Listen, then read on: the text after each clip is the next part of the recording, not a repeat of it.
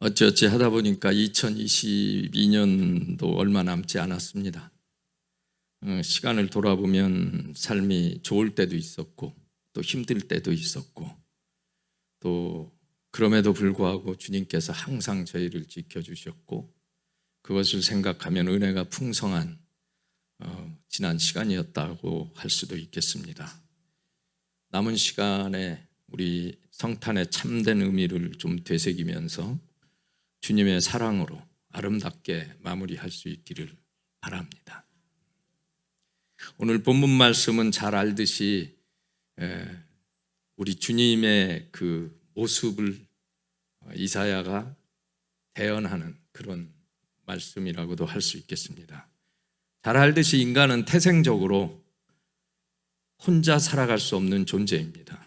다른 사람과 함께 하면서 크던 작던 공동체 속에 속해서 살아가게 되어 있습니다.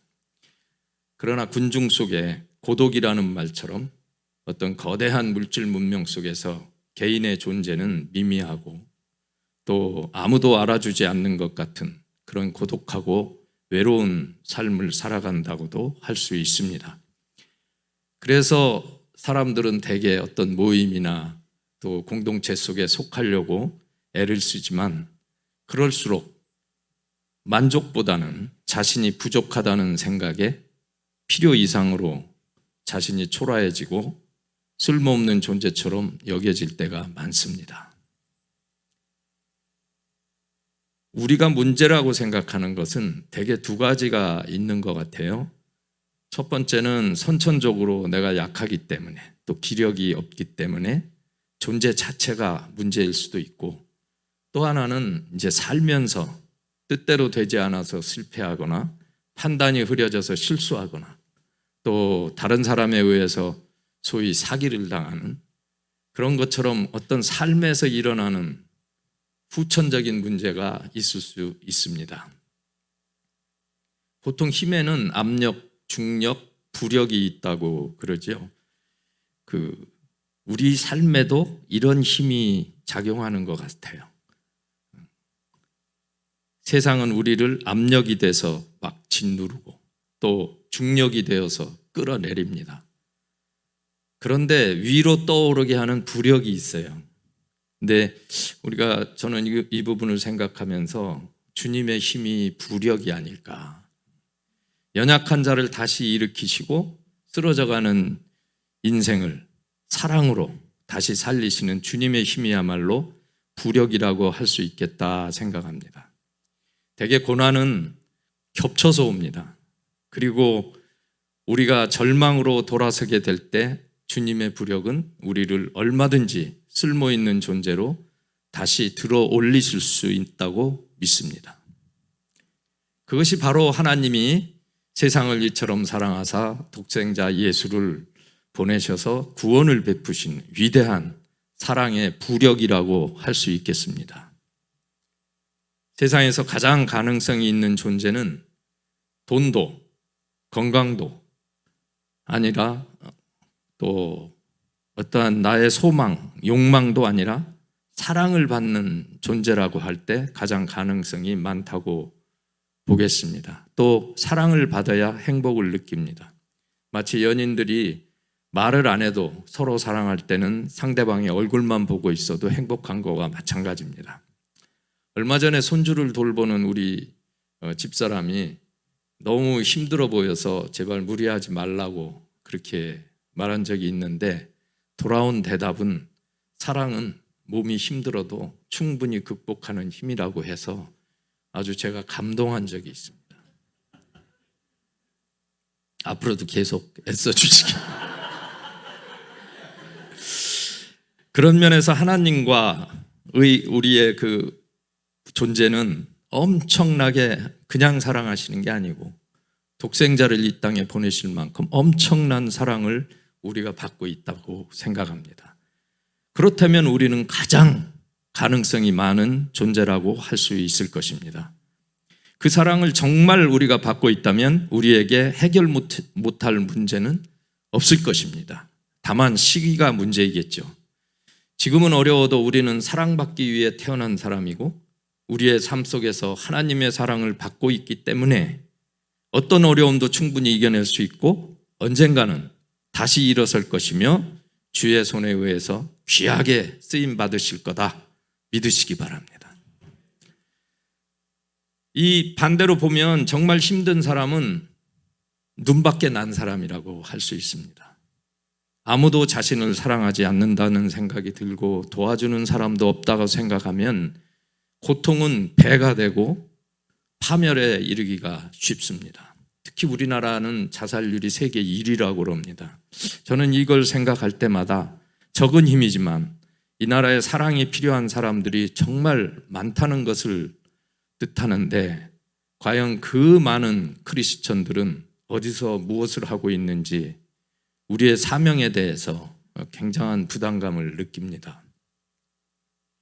오늘 본문의 이 시대적 배경은 이스라엘 백성에게 바벨론 포로 시기에 임한 말씀입니다. 상한 갈대와 같은 처지에 희망도 없고 비참한 포로들에게 장차 오실 주님께서 낙담하지 아니하고 정의를 실천할 것이라는 믿기 어려운 말씀이 선포되고 있는 것입니다.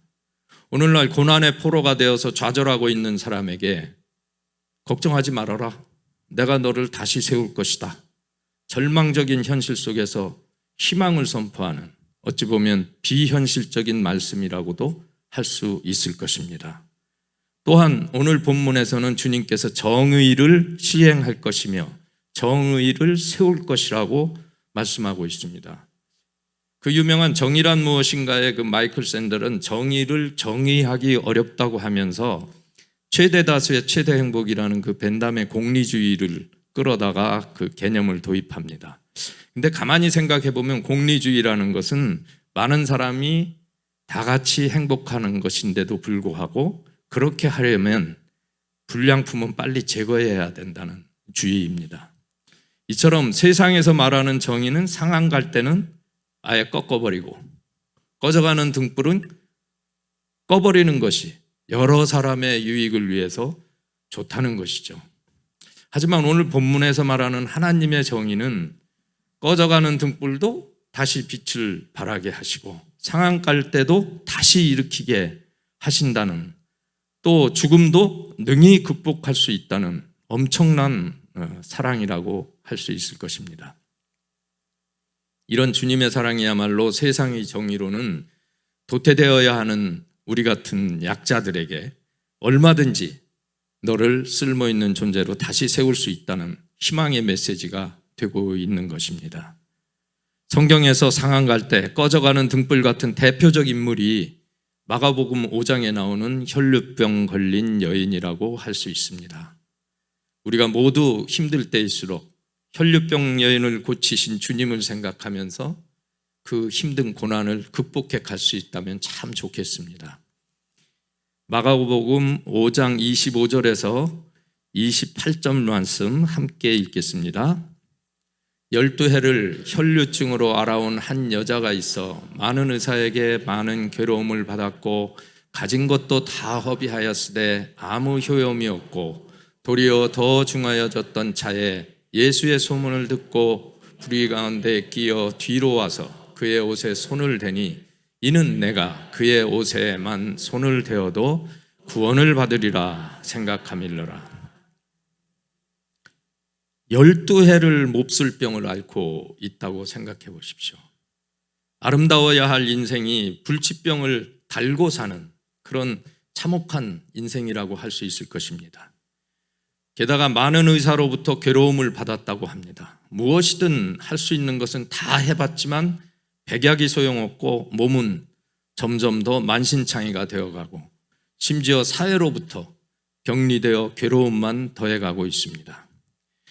요즘도 병에는 장사가 없다고 가진 것이 다 탕진하고 또 고통의 압박으로부터 육체는 망가지고 가난해지고 희망을 잃고 절망적인 삶을 살아가는 사람들이 많습니다.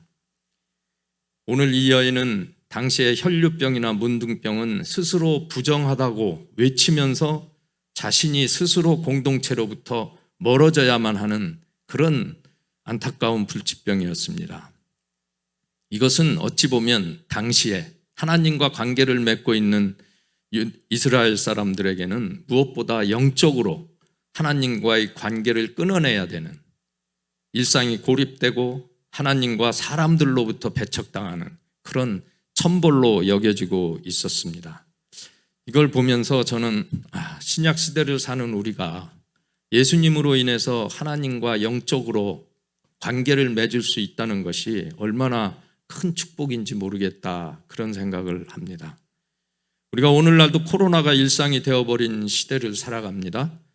중증 환자는 사망할 확률이 높아지고 확진자는 격리에 들어갑니다. 저도 2번이나 알았지만 불과 1, 2주 격리하는데도 가족과도 함께 하지 못합니다. 식사도 문 앞에다 놓고 가면 살짝 문 열고 가져다가 혼자 먹습니다. 요양 안에 계신 연로한 부모님은 면회도 안 되는 그런 세상을 지금 살고 있습니다. 그런데 12년을 사람들과 격리된 채 살아간다고 생각해 보십시오. 더 비참한 것은 나을 희망이 없기 때문에 낫고자 하는 마음까지도 포기한 그런 병을 달고 살아가는 겁니다. 병을 낫기 위해 무엇이든 다 해봤는데 결국은 가상까지 탕진하고 희망마저 사라진 자포자기 상태의 여인이라고 할 수 있겠습니다. 그래서 우리 주님은 그 병자들을 고치실 때 그랬던 것 같아요. 내가 낫고자 하느냐, 먼저 소망을 끄집어내시는 것 같고, 예라고 응답할 때 비로소 내 믿음대로 될지어다 은혜를 베푸셨다고 생각합니다. 절망적인 상황에서는 다른 무엇보다도 주님이 약속하시는 희망을 잃지 않는 것이 우리의 살 길이라고 생각합니다. 사실 이 본문은 수많은 군중과 함께 당시의 권력자인 야이로의 딸을 주님이 함께 고치러 가는 길에 잠깐 양념같이 끼어든 이야기라고 할 수 있습니다. 길 가는 도중에 혈류병 걸린 여인을 고친다는 이야기지만 주님과 주님을 따르는 군중들의 목적은 야이로의 딸을 고치는 것이었습니다. 이런 상황에서 여인은 수많은 민중들을 헤집고 나가면서 모두가 싫어하니 붙잡혀 죽게 될지도 몰라, 권력자의 딸을 고치려 가는 예수가 나에게 관심이나 있을까? 온몸에서 병색이 만연하고 악취가 나는데 쓰러져가는 갈대 같은 나에게 무슨 도움을 줄 수 있겠는가? 별의별 의구심이 다 들었을 것입니다. 그래도 마지막 방법이야. 지금까지 별 방법을 다 해봤지만 희망이 없었잖아. 예수님마저 거부한다면 차라리 죽으리라. 안수 안 해줘도 좋다. 안 만나도 좋다. 눈 안 마주쳐도 좋다. 옷자락이라도 한번 만졌으면 좋겠다.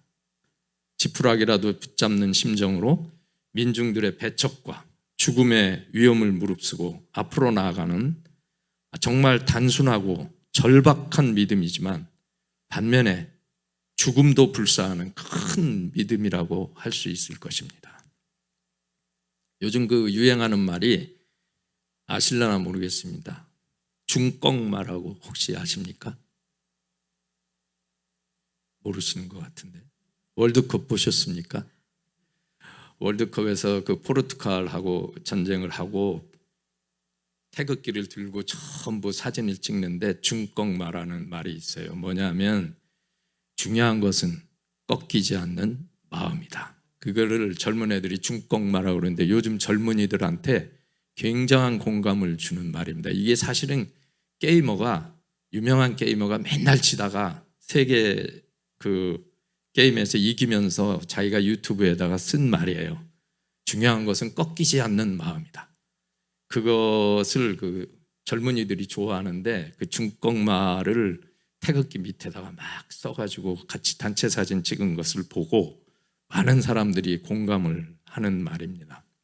이 여인이야말로 중꺽말을 하신 것 같아요. 아니, 중꺽밋입니다. 중요한 것은 꺾이지 않는 믿음이다. 오늘 우리에게도 필요한 말인 것 같아요. 꺾이지 않는 믿음, 스스로 포기하지 않는 믿음. 이게 얼마나 하나님이 귀하게 쓰시는지 모르겠습니다. 또한 이 여인의 믿음을 가만히 보면 조금 특이한 게 있습니다. 백부장이 하인의 병을 나을 때 가지 않으셔도 됩니다. 저에게 기도만이라도 해 주십시오. 그렇게 말했어요. 그러니까 주님이 하실 일은 기도예요. 또 지금처럼 야이로의 딸에게 주님이 직접 가셔야 되는 거예요. 그래서 주님이 필요로 하는 도움을 요청하는 거죠. 근데 이 여인은 주님과의 의지와는 전혀 상관없이 그냥 여인의 피상적이지만 일방적인 그런 어떤 주님의 옷자락이라도 만지면 좋겠다, 그런 희망사항이었어요. 이런 믿음을 보시고 주님은 그 믿음을 알아보신다는 거죠. 특이한 경우입니다. 우리 5장 28절 다시 함께 읽겠습니다. 이는 내가 그의 옷에만 손을 대어도 구원을 받으리라 생각함일러라. 구원을 받으리라. 단순히 이게 병을 낫는 것 같진 않아요. 사마리아 여인도 나환자도 구원을 받았지만 죽지 않았다는 소리가 있습니까? 네. 주님의 구원은 죽으면 끝나는 일시적인 것이 아니라 영으로 구원받고 혼으로, 우리 마음으로 평안을 누리고 육으로 건강한, 완전히 영과 혼과 육의 완전한 구원이 우리 주님이 바라시는, 또 주시고자 하는 구원이라고 믿습니다. 우리 사람들은 대부분 살면서 영적으로 구원을 확신하지 못하는 경우, 건강은 해도 또 평안이, 주님은 믿는데 마음이 평안하지 못한 경우, 또는 영적으로 구원을 믿고 마음은 평안한데 몸이 안 따라주는, 대개 이런 한 가지 정도는 문제를 안고 저희가 살아갑니다. 수많은 군중뜸에 떠밀려서 주님의 옷자락과 닿은 사람이 한 명이겠습니까? 얼마나 많은 사람들이 주님과 부딪혔겠습니까? 그런데 조연입니다. 이 여인은 조연으로 끼어든 이 여인이 유일하게 간절한 믿음으로 구원을 받은 주인공으로 성경에 기록되어서 지금까지 기억되고 있는 것입니다. 이처럼 우리의 믿음도 주님의 능하심을 믿고 개인적으로 간절히 주님을 만나야 합니다. 절망 중이라면 죽기 살기로 손을 뻗어서라도 어떻게 해서든지 주님을 만지는 저와 여러분이 되기를 바랍니다. 우리에게 그런 간절함이 있어야 합니다. 말씀을 사모하고 말씀이 나를 회복시키고 갈등을 풀어줄 것이라는 확실한 믿음이 정말 있어야 합니다. 그렇다면 어떤 어려움도 두려움도 저희가 물리칠 수 있다고 생각합니다. 그래서 주님을 붙들면 우리에게는 희망밖에 없습니다. 절망은 오지 못합니다. 그것은 사탄이 주는 것이라고 생각합니다. 이사야서 53장 2절과 3절 함께 읽겠습니다. 그는 주 앞에서 자라나기를 연한 순 같고 바른 땅에서 나온 뿌리 같아서 고운 모양도 없고 풍채도 없은즉 우리가 보기에 흠모할 만한 아름다운 것이 없도다. 그는 멸시를 받아 사람들에게 버림받았으며 간고를 많이 겪었으며 질고를 아는 자라. 마치 사람이 그에게서 얼굴을 가리는 것 같이 멸시를 당하였고 우리도 그를 귀히 여기지 않았. 예수님의 모습입니다. 그림 좀 보여주시죠. 우리 목사님이 언젠가 설교 중에 한번 보인 것 같은데, 보시면은 두 분 다 예수님이라고 오늘날 알려지고 있는 그린, 상상에서 그린 모습입니다. 저렇게 주님은 오늘날 우리가 보고 있는 그런 아름다운 서양의 미남이 아니었을 것입니다. 반대로 흠모할 만한 것이 없는 오늘 본문처럼 동방의 아람인이었습니다. 정말 저렇다면 여러분 믿으시겠습니까? 흠모할 만한 것이 하나도 없습니다. 심지어 유다가 예수님한테 손등에 키스를 해야 알아볼 수 있을 정도로 매우 평범한 동양 사람이었습니다. 게다가 사람들에게 멸시받고 버림받고 간고를 겪고 질고를 아는 자라고 합니다. 한마디로 말하면 눈물을 눈물을 아는 자, 누구보다도 눈물의 의미를 잘 아시는 분이라고 할 수 있습니다. 사람이 아무리 똑똑하고 능력이 있어도 눈물이 없는 자는 정죄를 일삼습니다. 조금 부족해도 눈물을 아는 자는 사랑으로 아픈 사람의 마음을 품을 수 있습니다. 목사님도 설교 중에 가끔 얘기하지만 우리가 눈물이 믿는 자의 가장 귀한 보석 같은 것이라고 볼 수 있습니다. 그런 의미에서 우리 교회는 똑똑한 사람보다 따뜻한 사람이 많았으면 좋겠습니다. 주님은 우리를 은혜의 자리로 이끄시기 위해서 통곡과 간고와 질고를 다 겪으셨고, 얼굴을 가리고 숨어 사는 자에게 상한 갈대처럼 비천하고 멸시받는 자를 오셔서 사랑을 베푸신답니다. 믿으십니까? 지난번 서울 신길동 주민센터에 얼굴 없는 독지가가 300만 원 상당의 그 후원 물품을 트럭을 싣고 와서 새벽에 놓고 갔어요. 근데 거기 손편지가 하나 있었는데 그분이 그 동네에서 자랐대요. 지독히 가난하게 자랐대요. 그래서 가난한 사람들에게 주라고 그렇게 후원품을 놓고 갔다고 그럽니다. 제가 이렇게 보면 남에게 보여주거나 어떤 자랑하기 위해서 후원하는 기업이나 그런 분들도 있지만, 진심 어린 후원의 대부분은 부유한 사람이 아니라 가난을 겪어본 사람이 후원을 하는 것을 많이 봐왔습니다. 왜요? 가난의 아픔을 알기 때문입니다. 아파본 사람만이 그 아픔을 알 수 있기 때문입니다. 질고를 겪으신 주님이야말로 꺼져가는 등불 같은 우리의 고통을 온몸으로 겪으신 분이시기 때문에 눈물로 찾아오셔서 찬란하게 타오르는 그런 등불로 우리를 다시 살려내실 수 있는 분이심을 믿으시기 바랍니다. 그 유명한 신앙인이자 시인인 정호승님의 지푸라기라는 시가 있습니다. 오랜만에 제가 찾아서 봤는데 제가 한번 낭송하겠습니다. 나는 길가에 버려지어 있는 게 아니다. 먼지를 일으키며 바람 따라 떠도는 게 아니다. 지푸라기라도 잡고 싶은 당신을 오직 기다릴 뿐이다. 내일도 슬퍼하고 오늘도 슬퍼하는 인생은 언제 어디서나 다시 시작할 수 없다고, 오늘이 인생의 마지막이라고 길바닥에 주저앉아 우는 당신이 지푸라기라도 잡고 다시 일어서길 기다릴 뿐이다. 물과 바람과 밝은 햇살과 새소리가 섞인 진흙이 되어 허물어진 당신의 집을 다시 짓는 단단한 흙벽돌이 되길 바랄 뿐이다. 우리는 상한갈대 같은 존재일지는 몰라도 주님 손에 붙들리면 이처럼 약자를 위해서 사용되기를 기다리는 지푸라기가 될 수 있습니다. 절망 중에 지푸라기라도 잡고 싶은 사람에게는 희망의 끈이 될 수 있습니다. 물과 바람과 새소리가 함께 버무러진 진흙으로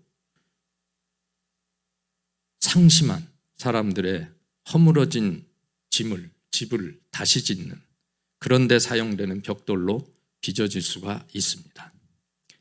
하찮은 지푸라기가 마음을 다시 세우는 벽돌도 되고요, 제비둥지에도 쓰이고요, 농부의 새끼줄도 됩니다.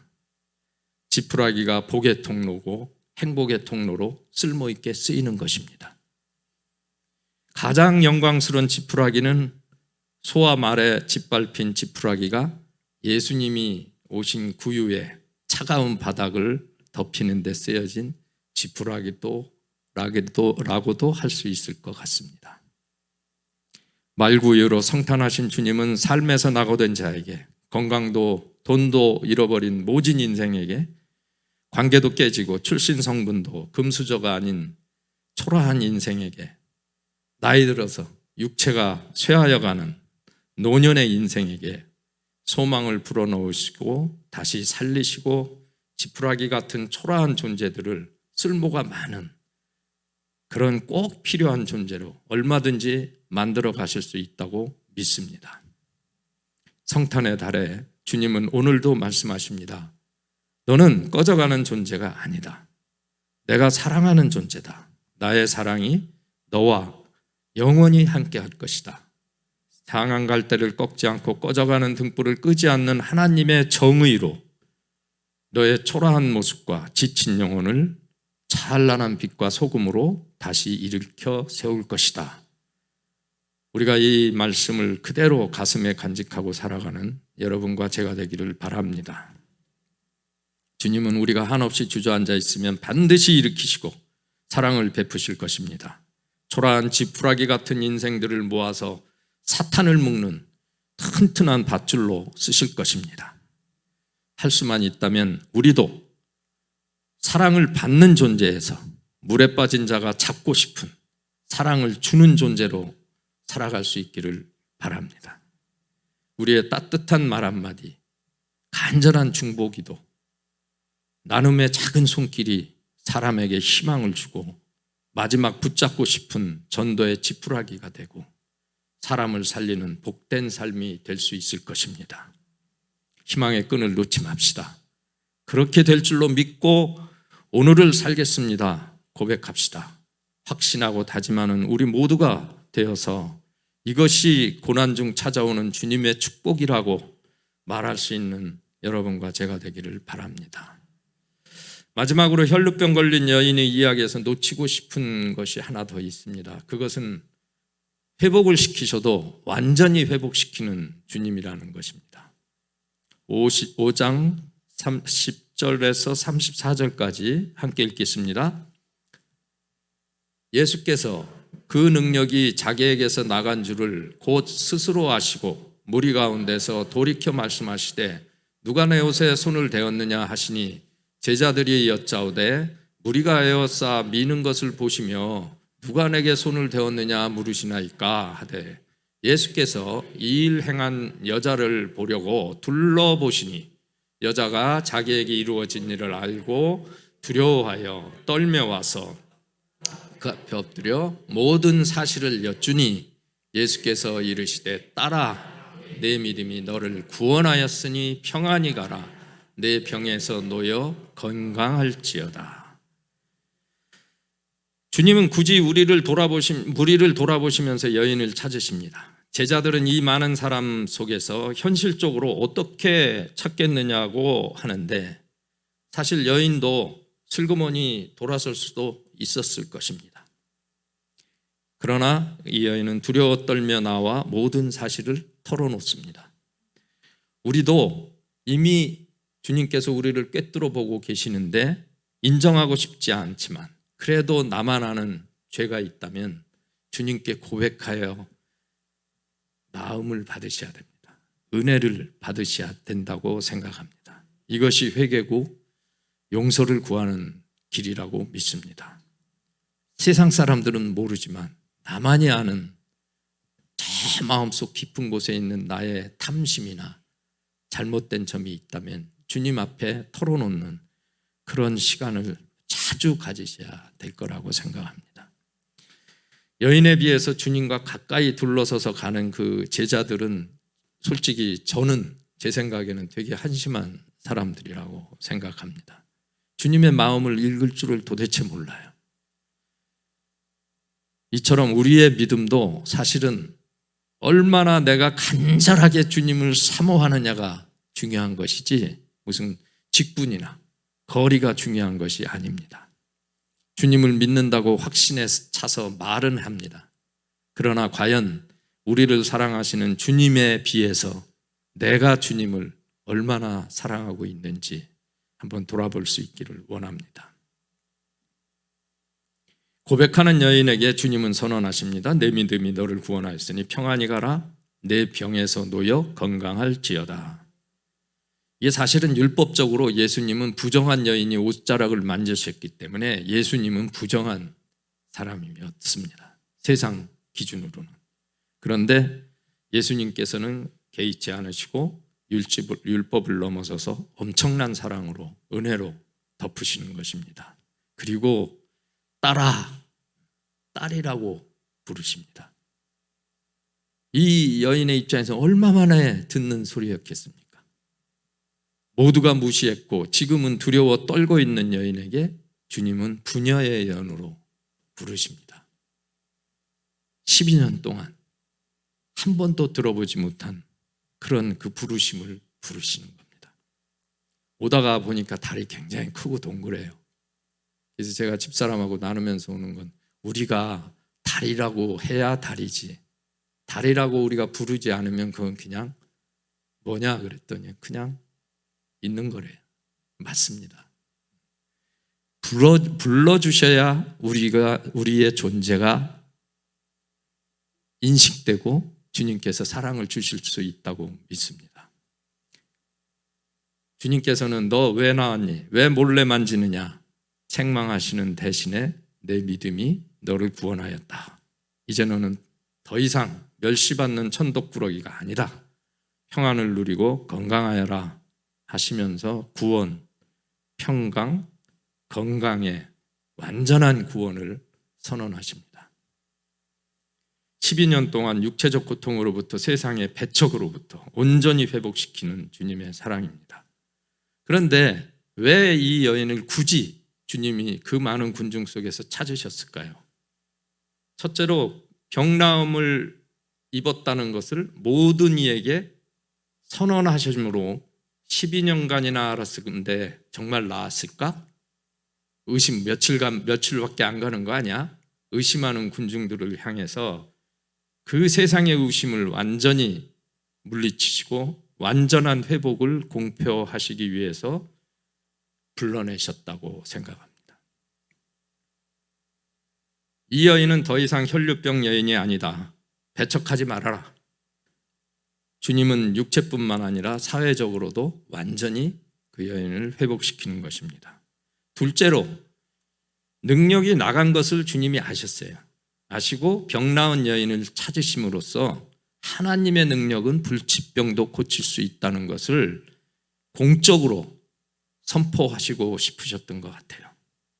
꺼져가는 등불에 심지를 돋우어서 하나님의 영광을 증거하는 도구로, 그래서 이 여인이 오늘날까지도 성경 속에서 사용하고 계신 것이라고 믿습니다. 저희도 지금은 고난의 포로가 되어서 희망 없는 삶을 살아갈지라도 너를 절망 가운데서 반드시 일으킬 것이니 희망을 잃지 말아라. 너를 하나님의 영광을 드러내는 도구로 쓸 것이다. 전능하신 하나님은 고통 가운데 앞이 보이지 않아 쓰러질 것 같은 우리네 삶을 지켜보고 계시고 분명히 완벽하게 회복시키실 것을 믿으시기 바랍니다. 우리가 그것을 믿는다면 우리는 더 이상 초라한 존재가 아닙니다. 고통조차 쓰임받고 있고 앞으로도 쓰임받는다는 것을 확신하며 희망을 잃지 않고 다시 일어설 수 있을 것입니다. 문제는 우리가 얼마나 간절하냐, 주의 능력을 얼마나 신뢰하느냐가 문제인 것입니다. 베드로도 꺼져가는 등불이었습니다. 스승을 저주한 베드로는 죽어야 마땅했습니다. 유다는 자살이라도 했지. 그러나 사도행전의 베드로는 복음의 역사를 바꾼 사도로 다시 등장합니다. 주님의 사랑이 3번이나 확인했기 때문입니다. 바울도 주님을 믿는 사람들을 쫓아다니며 핍박하던, 주님을 괴롭힌 용서받을 수 없는 사람이었습니다. 그러나 주님과 함께한 적도 직접 본 적도 없는 그가 성령에 힘입어서 주님을 만난 후에는 땅끝까지 복음을 전하는 이방의 사도로 다시 세워졌습니다. 우리네 인생도 왠지 초라하고 쓸모없는 인생처럼 느껴질 수 있습니다. 어쩌면 앞으로 마주하게 될 역경은 우리 힘으로 감당하기에는 더 역부족일 수도 있습니다. 모든 것이 사라질 것만 같이 절망적일 수도 있습니다. 어떻게 우리가 미래를 알겠습니까? 아니, 지금도 그런 형편에서 신음하고 계시는 성도들도 있습니다. 그러나 오늘 말씀처럼 딸아, 아들아, 우리를 부르시는 주님의 음성을 들을 수 있기를 바랍니다. 얼마든지 다시 일으키시고 힘주실 수 있는 전능하신 하나님이 우리의 아버지 되심을 정말 마음을 다해, 목숨을 다해, 뜻을 다해, 힘을 다해서 믿는 저와 여러분이 되기를 바랍니다. 안 믿어집니까? 나의 지난 세월 속에서 함께 하신 주님의 은혜를 헤아려 보십시다. 말로 다 할 수 없이 어려웠던 삶도 끝까지 견디니 다시 일어서게 된 사람들이 우리 주변에 있지 않습니까? 그것이 믿는 자를 향한 하나님의 정의였고 사랑이었음을 기억하시고 앞으로도 분명히 그러실 것을 신뢰하며 믿음으로 오늘을 살아가시는 여러분과 제가 되기를 바랍니다. 비록 지금 우리의 처지가 정말 형편없더라도, 하는 일도 없고 힘도 들더라도 주의 옷자락이라도 만지기를 원하는 지푸라기 같은 간절함으로 우리의 모든 아픔을 들고 이 여인처럼 주님 앞에 나아가는 믿음, 주님을 만지는 믿음, 주님으로부터 칭찬받는 믿음으로 주님의 사랑을 넘치도록 받는 복된 인생이 되시길 소망합니다.